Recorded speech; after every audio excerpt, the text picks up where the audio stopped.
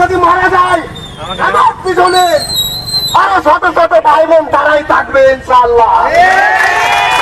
আমার কিছুই চাই আছে না, হয়তো আমার বাবা মা কষ্ট পাবে, কিন্তু আমার পিছনে যে ভাই বোন আছে আরো 100টা ছেলে দাঁড়াবে।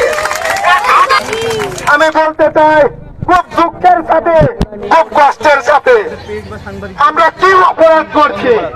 আমাদের দেখা হচ্ছে না কেন? আমাদের দেখা হচ্ছে না কেন? আমরা কি খুবই পাপিষ্ঠ? আমরা কি খুবই নির্যাতিত? আমরা আর নির্যাতিত হয়ে থাকতে চাই না। আমরা আমাদের এই শাটডাউন আন্দোলন চলছে, চলবে, চলছে, চলবে, চলছে, চলবে। আমাদের এই আন্দোলন 500 শয্যা বিশিষ্ট জেনারেল হসপিটাল কুষ্টিয়া।